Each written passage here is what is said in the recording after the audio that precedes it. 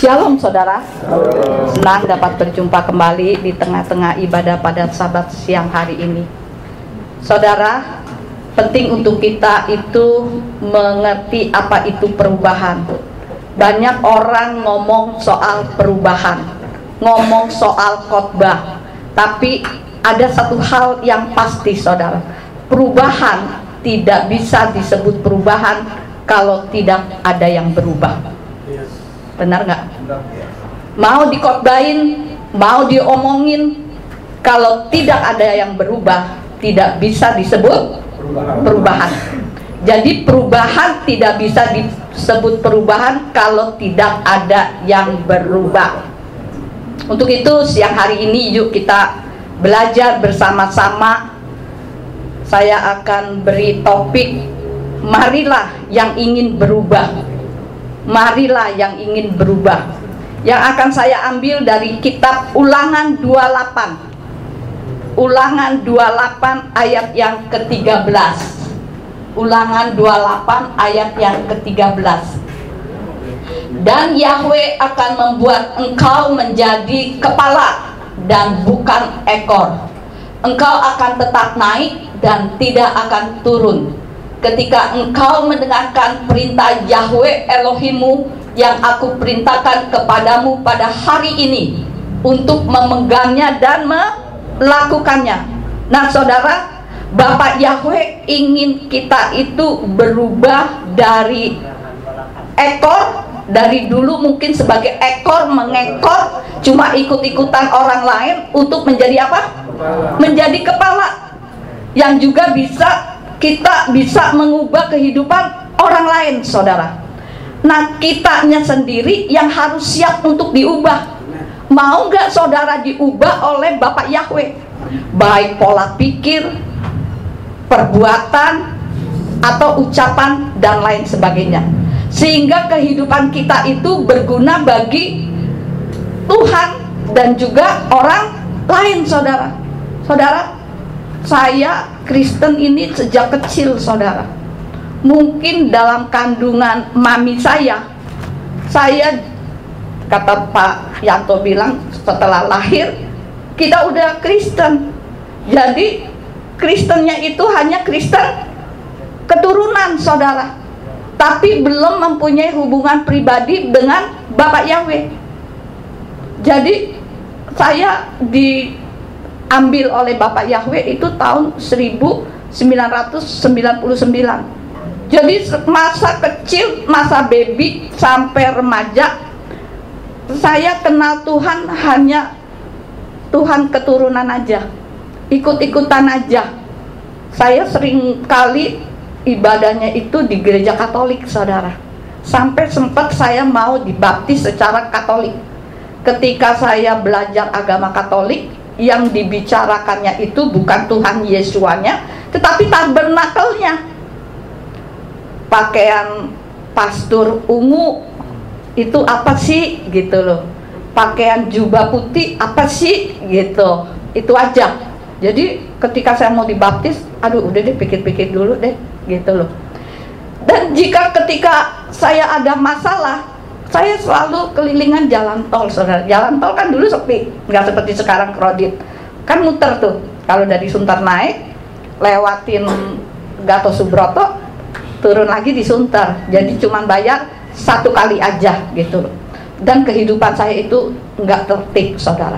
Maka jangan bermimpi akan menerima berkat dan diberkati seperti yang Tuhan Yesus janjikan.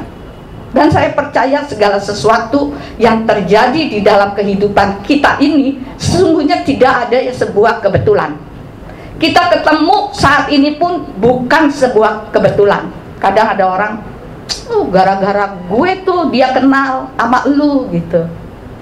Sebenarnya nggak diperkenalkan pun, kalau dasarnya Tuhan mau pertemukan kita pasti ada jalannya, benar nggak?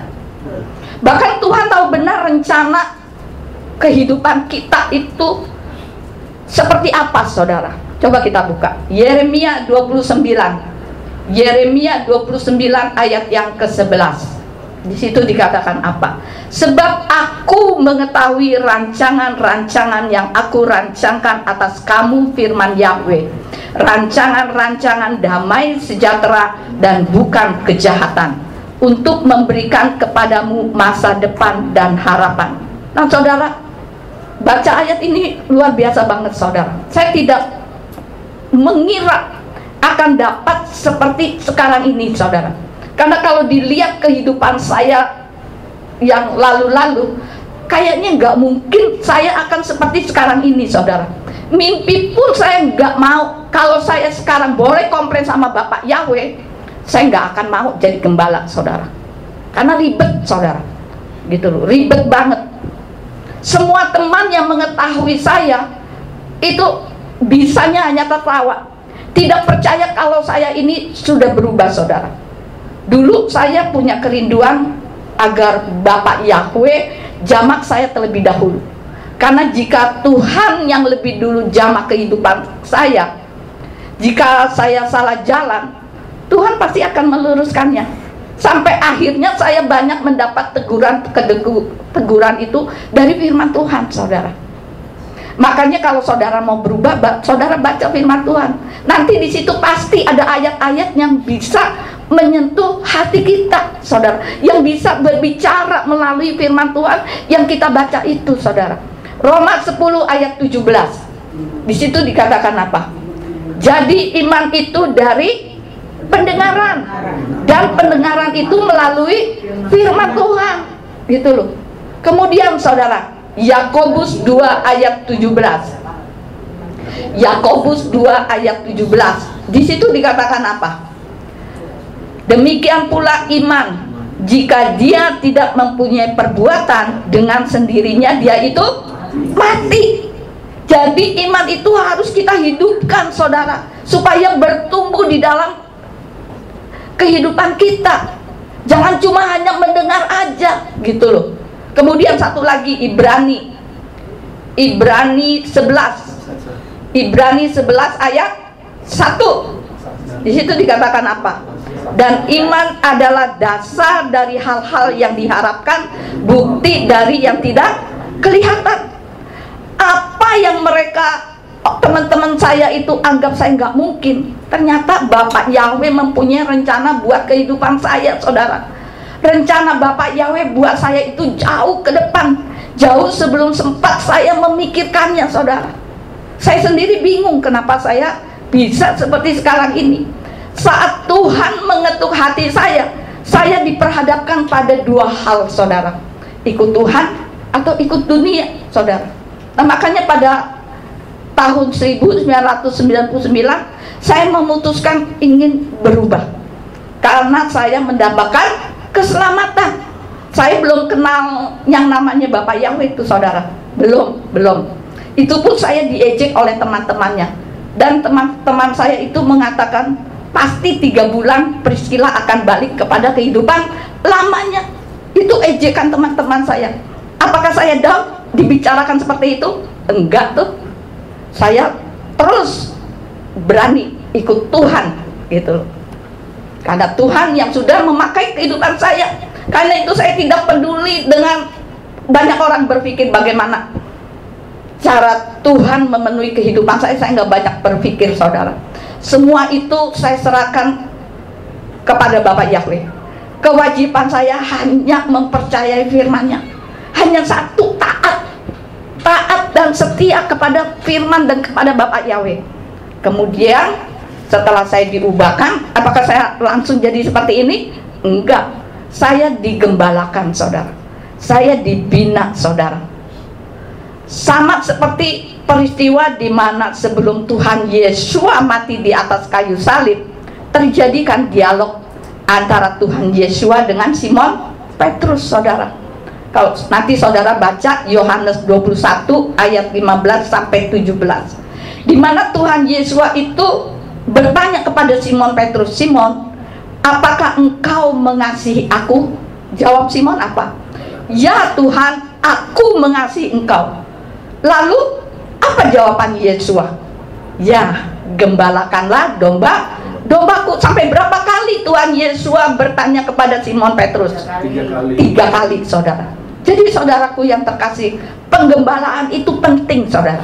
Karena jika tidak penting, maka Tuhan Yesus tidak ngomong seperti kepada Simon Petrus sampai 3 kali, saudara. Nah, ketika saya memutuskan, Bapak Yahweh, aku ingin berubah, ikut Tuhan, saya siap digembalakan. Apapun yang orang yang menggembalakan saya, mau saya diomelin, mau saya dibentak, mau diapain, saya nggak peduli. Karena saya mau dididik, mau dibina, saudara. Seperti anak TK. Kalau kita ngajar anak TK, kalau anak kita nggak bisa, nggak nurut kita, kan kita pasti marahin, kita pukul. Pukul bukan berarti benci, saudara. Kalau kita sayang anak cuma belai-belai sayang, itu artinya nggak sayang, saudara. Malah menjatuhkan kehidupannya, saudara. Kita perlu pecutan sekali-sekali waktu kalau kita salah, saudara. Nah, saya pun demikian. Saya dibentuk oleh Bapak Yahweh sampai nangis-nangis, saudara. Nggak gampang, saudara. Saya yakin bila Tuhan sudah mengubah kehidupan saya, pasti Tuhan juga akan memampukan saya untuk saya mengerti apa sih maksud Tuhan. Gitu loh, saudara. Nah, saya bisa seperti sekarang ini bukan karena saya bisa, bukan karena saya pandai, bukan karena titel saya itu sampai berleret, bukan. Karena jujur, saudara, saya itu paling gak bisa sebenarnya bicara di depan banyak orang, saudara. Sampai sekarang pun mungkin saya masih nervous, saudara. Tetapi sudah mendingan daripada yang pertama-pertama, saudara. Saya pasti gemetar, apalagi kalau audionya saya belum kenal sama sekali, gitu loh. Saya pasti gemetar. Tetapi semua karena Bapak Yahweh saya dimampukan. Ada roh Bapak Yahweh, roh Yahweh lah yang menyertai saya dan memampukan saya, saudara. Kalau bukan karena Bapak Yahweh, saya nggak mungkin bisa memahami ini semua, saudara. Karena sulit bagi saya itu untuk mengerti isi kitab suci, saudara. Sampai sekarang pun saya masih belajar membaca bolak-balik firman Tuhan dari Kejadian sampai Wahyu, dari Kejadian sampai Wahyu berulang kali, saudara. Itu sebabnya kenapa saya mau saudara kita semua bukan hanya sekedar hadir di gereja, tapi saya rindu saudara pun memberikan diri untuk digembalakan dan diajar, saudara. Karena akan banyak perbedaan nyata ketika saudara sekedar hadir dengan saat saudara memberikan diri untuk digembalakan, saudara. Pasti ada bedanya, saudara. Saya tidak peduli betapa hebatnya saudara punya potensi, betapa hebatnya saudara talenta saudara, bisa WL, bisa khotbah, bisa bercakap-cakap dengan lantang. Kalau saudara tidak membiarkan diri saudara digembalakan, maka itu berbahaya, saudara. Ibaratnya seperti ini, saudara. Sebuah meriam pistol atau apa yang banyak pelurunya, tapi tidak ada yang mengendalikannya, saudara. Artinya saudara mungkin bisa menembak salah sasaran, gitu loh. Mungkin juga saudara sendiri yang akan tertembak, saudara. Itu sebabnya penting untuk kita itu digembalakan atau dikendalikan, saudara, sehingga kita bisa menempatkan dengan tepat sasarannya. Mau tembak Pak Yohanes nih langsung cip mati, gitu loh. Tapi kan enggak, gitu loh. Coba kalau saya nggak bisa megang pistol, mungkin yang kena di belakangnya itu Pak Petrus, gitu loh. Karena tiap peluru atau potensi yang keluar itu bermanfaat untuk orang banyak, saudara, terutama untuk Bapak Yahweh, saudara. Karena ada perbedaan antara orang yang digembalakan dengan orang yang tidak digembalakan, saudara. Nah, saya nggak tahu saudara di sini mau digembalakan apa enggak, gitu loh. Seperti tadi siapa itu Yanto bersaksi, itu nyata, gitu loh, saudara. Itu nyata, saudara. Bukan saya yang ngomong loh, tapi itu Yanto yang ngomong. Padahal dia baru di sini udah setahun. Saya sampai tanya Pak Adi, emang udah setahun ya? Nggak tahu juga, katanya, gitu loh. Nggak tahu, gitu. Ketika kita ingin berubah, saudara, kemudian digembalakan, maka kita akan dididik untuk pengenalan akan nama Bapak Yahweh, saudara. Dulu kita selalu mengagung-agungkan nama sesembahan lain, bangsa-bangsa. Tapi ketika kita sudah mengenal kebenaran, ada banyaknya orang yang takut jemaatnya disesatkan. Oh, jangan ke gereja Priscilla lu, dia gereja sesat gitu loh. Dianggapnya kita mengenal kebenaran itu dianggapnya sesat. Tapi kalau kita sudah tahu yang benar, maka dengan mudah kita bisa mendeteksinya, saudara. Oh, yang itu yang palsu. Oh, yang ini yang benar. Jadi andai saudara diberitahu oleh banyak orang tentang sesuatu hal, gak apa-apa saudara, gak usah kebakaran jenggot gitu loh, karena kita sudah tahu kebenaran, mana yang benar, mana yang baik, dan mana yang palsu, saudara. Sehingga jika si pendeta ini ngomong gini, si penginjil ngomong begitu, sehingga banyak orang menjadi bingung kalau orang itu enggak mengerti firman gitu loh, enggak sungguh-sungguh di dalam Tuhan.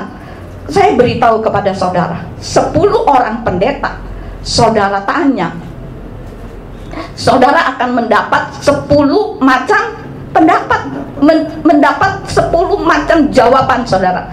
Dan 10-10-nya itu pasti beda-beda, saudara. Tapi kalau saudara sudah diubahkan sehingga tahu kebenaran, maka saudara tidak takut untuk diombang-ambing oleh berbagai macam pengajaran. Amin, saudara. Amin. Saudara tidak mungkin teguh iman saudara jika saudara belum berubah, saudara. Saya dari terjun ke dunia pelayanan itu hujatan-hujatan banyak, saudara. Gak mungkin Priscilla berubah, gak mungkin Priscilla begini begitu, banyak. Saya saat itu sedih nggak? Sedih. Stres nggak? Stres. Marah nggak? Marah saya. Saya kan sering khotbahkan di sini. Saya pernah mau gamparin gembala sidang itu. Tetapi apakah saya lakukan? Kemudian senior saya katakan, diam. Diam bukan berarti salah, tapi tunjukkan kamu. Kalau kamu dihina orang, tunjukkan kalau kamu lebih dari orang itu. Nah, begitupun dengan kita, saudara. Ketika kita dihujat, ketika kita digosipkan, tadi seperti Pak Yanto katakan, langsung ke saya. Jangan terus bersuara. Apakah saya marah? Enggak tuh. Apakah saya langsung dobrak orang itu? Enggak juga. Saya diam. Kebenaran pasti akan terwujud. Coba Yongki setel video, kita tonton video sejenak supaya saudara tahu gitu loh. Saudara simak kata-katanya. Perlu kamu ketahui, di luar sana ini adalah satu hal penting yang perlu kamu ketahui. Di luar sana banyak sekali orang yang tidak suka dengan kamu. Entah apakah alasannya, kita nggak tahu alasannya. Alasannya karena mereka mendengarkan mulut orang lain. Mereka tidak mendengarkan kamu cerita langsung dari kamu. And that is okay. Kamu tidak berutang penjelasan kepada mereka. Tidak sama sekali. Namun waktulah yang akan berbicara. Karena ingat, semua orang bisa mengatakan sesuatu yang tidak benar tentang kamu. Semua orang bisa menumpuk cerita yang tidak benar tentang kamu. Namun ingat, kebenaran tidak perlu dibela, karena pada dasarnya kebenaran itu sudah benar. Dan camkan ini, waktu yang akan menunjukkan kebenaran itu kepada mereka yang selalu menjatuhkan kamu. Nah, itu saudara, saya harap saudara paham kata-katanya, saudara. Jadi saya nggak pusing orang menghujat, saya itu udah saya lewatin semua. Tetapi kebenaran tetap akan terungkap. Kebenaran ya kebenaran, saudara. Jadi saudara, kalau saudara saya kata, oh saya menjelek-jelekan Pak Yohanes, kemudian ngadu-ngadu ke orang lain, lebih baik kan ke saya langsung gitu loh, jangan ke orang-orang gitu loh. Belum tentu saya mengatakan A, yang disampaikan ke Pak Yohanes bisa A, B, C sampai Z gitu loh. Nah itu aja, saya sih nggak peduli gitu loh. Dan saya sekali lagi, saya seringkali, ini sekalian nih, seringkali saya berkhotbah mengatakan saya mau dinasehatin oleh orang-orang, oleh jemaat sekalipun. Saya sering kok dinasihatin orang. Kalau dasarnya nasihat itu baik, pasti saya renungkan dan saya akan terima. Tapi jangan ngancem, itu loh. Saya kan suka bicara. Ada hamba Tuhan ngancem, kalau dia begini, saya orang nomor 1 keluar dari gereja ini. Saya katakan, go ahead, keluar. Itu karena saya nggak suka diancem. Saudara pun kan tentu nggak suka diancem. Saya pun demikian, gitu loh. Jadi saudaraku yang terkasih, mari seperti tadi Pak Yanto kesaksian, mari kita bergandengan tangan, kita majukan gereja yang masih kecil ini. Jadi siapa-siapa, saya kan sering juga katakan, saya walaupun gak banyak ngomong, saya bisa tahu karakter-karakter dari orang yang sedikit ini. Tapi buat apa saya gembar-gembor? Enggak tuh saudara. Nah, dengan Tuhan mengubah kehidupan lama saya menjadi kehidupan yang baru, ini juga bukan sebuah kebetulan saudara. Bukan sebuah kebetulan, karena memang Bapak Yahweh memilih saya dan saya dijadikan hambanya saudara. Saya dijadikan rekan kerja Bapak Yahweh saudara. Saya ingin berubah, dan itu tidak semudah membalikan telapak tangan saudara. Pasti memerlukan waktu dan didikan Tuhan, sehingga saya terbentuk dengan hati Tuhan. Saya butuh campur tangan Tuhan untuk memberikan kepada saya kemampuan untuk agar saya bisa berubah. Gak gampang, gak semudah membalikan telapak tangan saudara. Jadi kalau saudara ingin terbentuk, jangan dikit-dikit marah kemudian ngancem gitu loh. Stop pelayanan. Bagi saya bukan melayani saya kok. Saudara, di tempat ini bukan menyenangkan hati gembala, menyenangkan hati Bapak Yahweh saudara. Karena itu saudara, saya wajib taat atas perintah Bapak Yahweh. Dulu ketika saya awal-awal, banyak gereja-gereja menjadwal khotbah, kemudian saya tolak, kasih ke Pak Yohanes aja deh. Terus-terusan seperti itu berulang kali. Kemudian senior saya katakan apa? Kamu nggak minta khotbah. Banyak hamba Tuhan minta khotbah nggak dapet. Kamu nggak minta tapi dapet. Artinya apa? Artinya Tuhan ingin memakai kamu, pintu pelayanan terbuka untuk kamu. Tetapi ketika kamu tolak, pintu pelayanan itu akan tertutup dan gak akan terbuka lagi.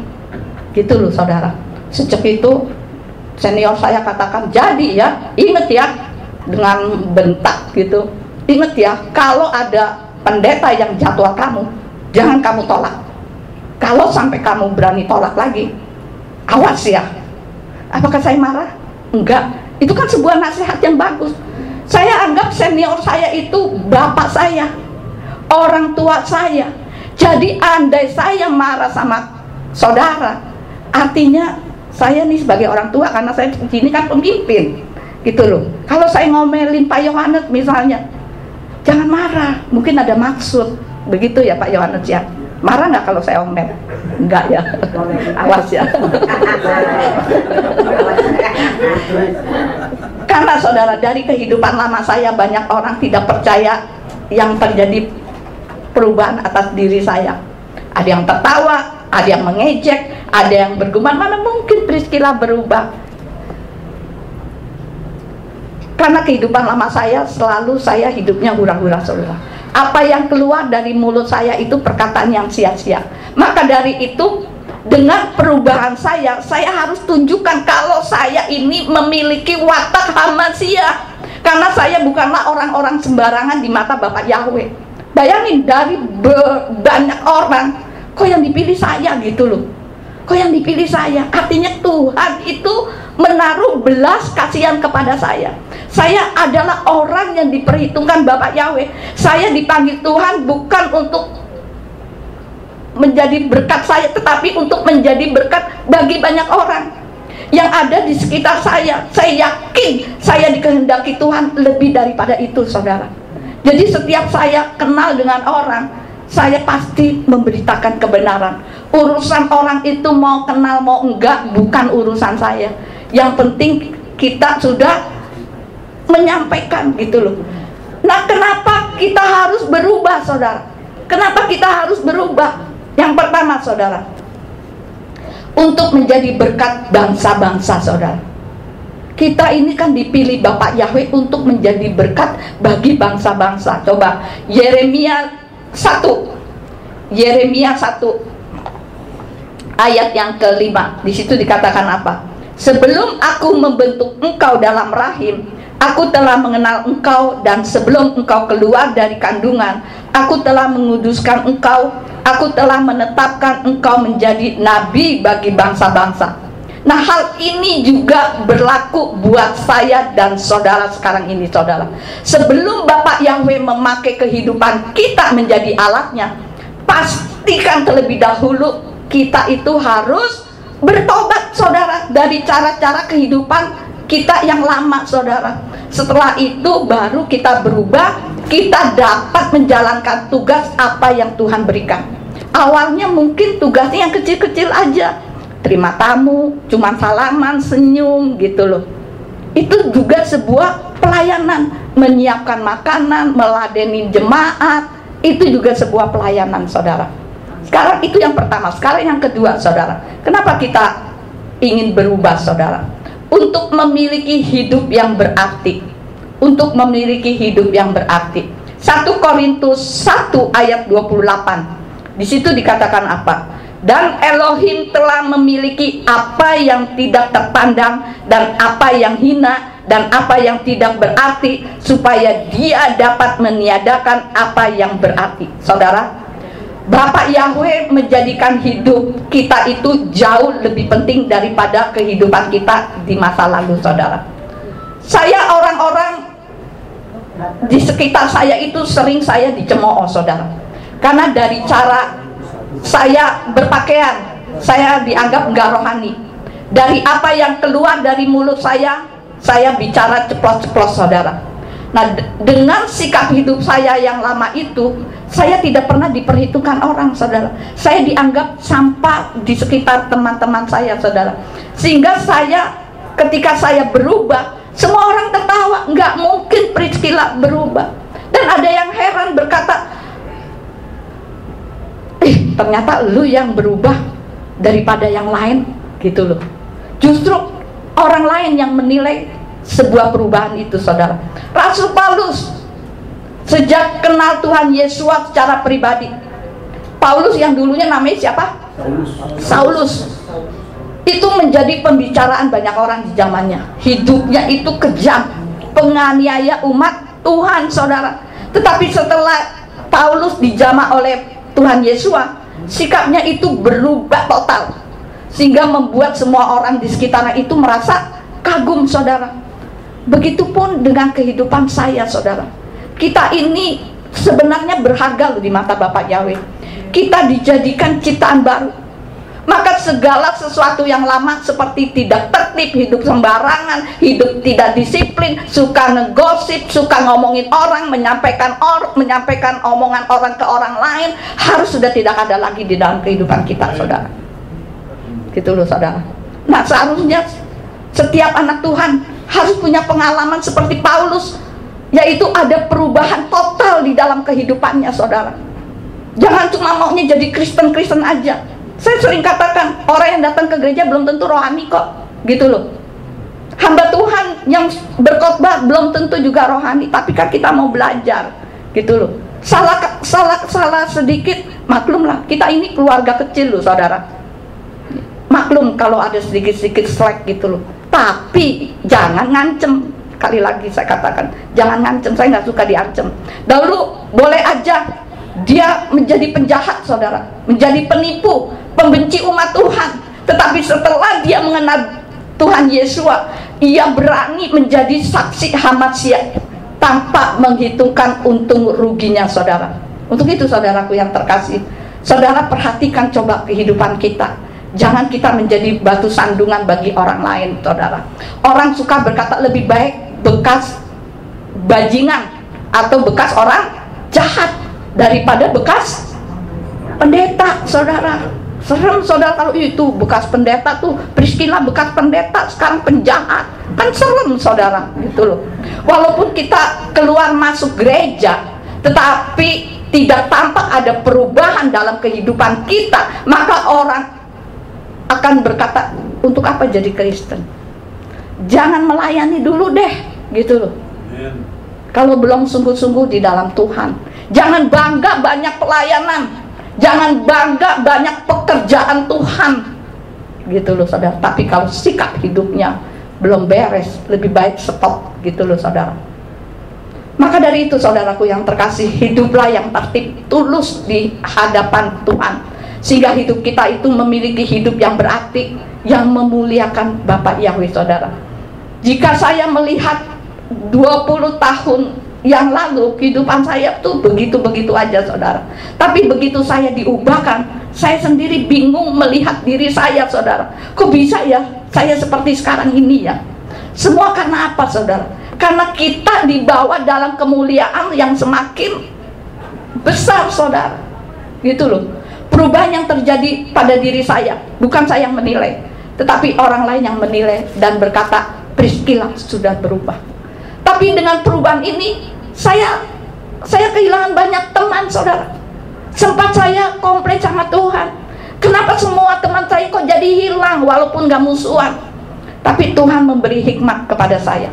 Kalau Tuhan sedang menampi, Yanto juga suka cerita, kita ini sedang ditampi. Diapain yang ditampi? Ngomong apa yang maksudnya?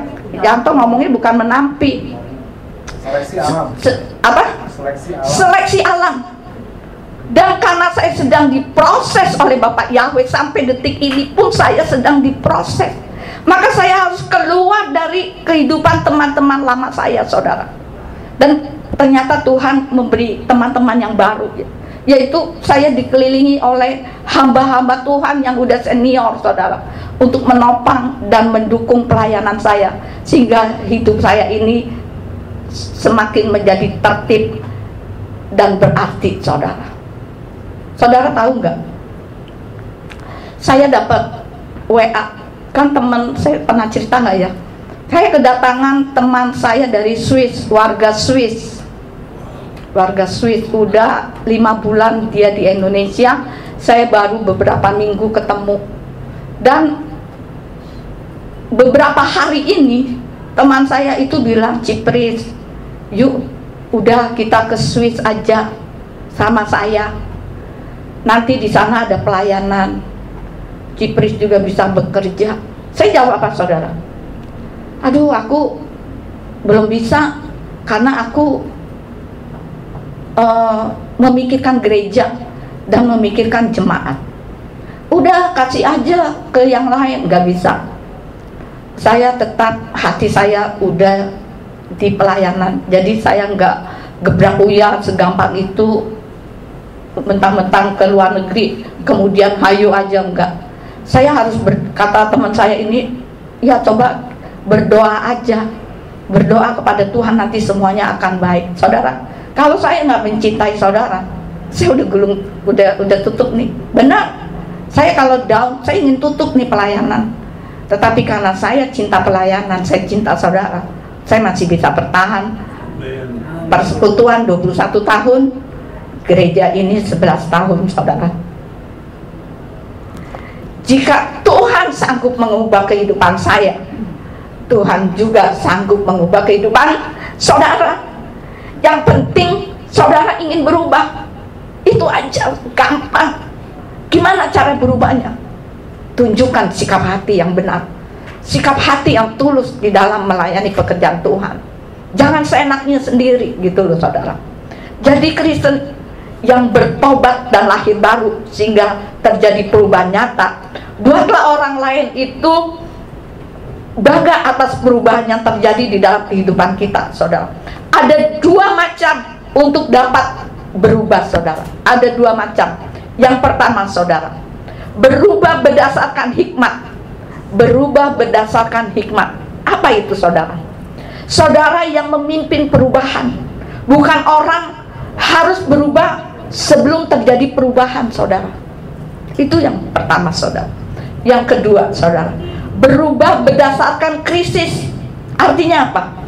Tunggu krisis dulu sampai krisis itu datang, baru seseorang itu berubah. Berarti bukan dia yang memimpin perubahan, tetapi orang tersebut dipimpin oleh perubahan saudara. Sayangnya banyak orang itu tunggu sampai ada masalah dulu baru berubah. Tunggu sampai rumah tangga berantakan baru berubah. Baru sakitnya sembuh baru berubah. Ada, saya pernah doain orang yang sakit kanker sudah stadium 4. Sebelum berdoa, orang ini bercerita, Ibu Pris, kalau nanti Tuhan sembuhkan saya akan melayani full untuk Tuhan. Saya nggak berucap, saya hanya dalam hati. Giliran sakit baru minta menyerahkan hidupnya untuk Tuhan. Tuhan dikasih apanya, saudara? Sisanya, saudara. Dalam hati saya, kanker sudah stadium 4, apakah bisa sembuh? Kalau sembuh pun bisa, mujizat, tapi banyaknya lewat. Dan benar lewat. Jadi sia-sia nggak ucapan itu? Sia-sia, saudara. Jadi jika kita semakin dewasa dalam hidup ini, kita tidak menunggu masalah dulu, saudara, tapi kita berubah dulu sebelum masalah datang. Amin. Selagi kita masih sehat, kita melayani Tuhan. Kita yang memimpin sebuah perubahan, saudara. Saya puji Tuhan, sejak saya dari dulu sampai sekarang nggak pernah namanya minum obat, dan saya selalu sehat. Karena apa? Tadi pagi baru saya cerita sama siapa tuh? Bu Apri, Pak Markus, Victor. Aduh, musim hujan nih, mau musim hujan, pasti flu. Ya, jangan diucapkan. Itu sudah menabur penyakit, benih penyakit. Pasti nanti kalau musim hujan, pasti sakit flu. Coba aja perhatiin. Saya enggak mau musim apapun, saya sehat. Karena saya tidak pernah mau bicarakan penyakit. Orang bicara penyakit, saya tutup telinga aja. Puji Tuhan, saya nggak pernah sakit. Tapi kenapa banyak orang yang tidak mau berubah, saudara? Kenapa banyak orang yang nggak mau berubah? Yang pertama, saudara, kesombongan. Kesombongan kadang kan kita nggak ngerti ya. Dirinya sendiri tuh nggak ngerti kalau dirinya itu sombong, saudara. Nggak ada yang salah kok dalam diri saya. Jadi saya nggak perlu berubah. Dia yang salah, gitu loh. Saya sering cerita juga kan. Ketika kos, saya bawa pembantu yang punya kos, pulang-pulang saya diomeli sama tante kos. Akhirnya, yaitu kita butuh orang untuk menasehatin. Teman saya bilang, udah minta maaf aja, kamu kan kos di situ. Saya langsung minta maaf, tante maafin aku. Akhirnya semua clear. Kita jangan segan untuk berucap maaf. Saya seringkali walaupun saya nggak salah, saya maafkan aku. Kalau memang kamu nuding saya salah, maafkan saya. Itu loh, saudara. Jika orang lain mau berubah, silakan aja. Itu sombong, saudara. Sombong. Yang ini loh, gua bener loh, lu yang salah loh. Makanya introspeksilah diri masing-masing, saudara. Kita semua di dunia ini belajar, saudara. Jangan ngakunya benar semua, saudara. Itu yang pertama, saudara. Yang kedua, saudara, memberontak. Orang nggak mau berubah karena memberontak. Aku maunya seperti ini. Jika gue tidak mau berubah, lu mau apa? Jadi orang tidak mau berubah adalah suatu keputusan, saudara.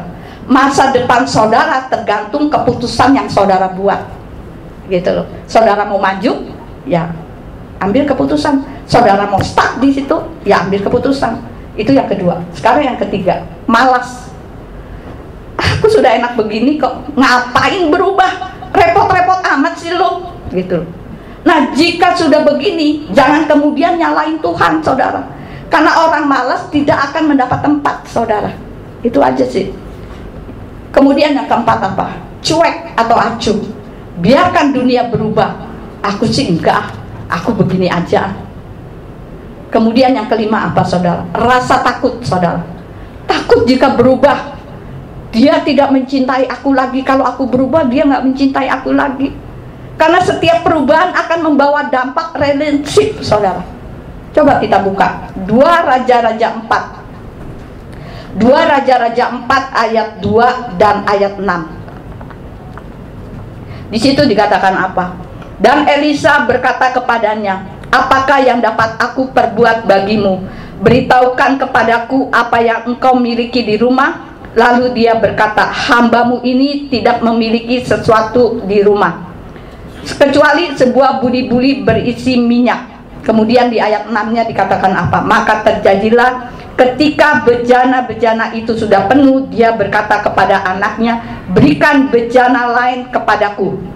Dan seorang anaknya berkata kepada ibunya, tidak ada lagi bejana lain, dan minyak itu berhenti mengalir. Ini ayat bagus banget, saudara.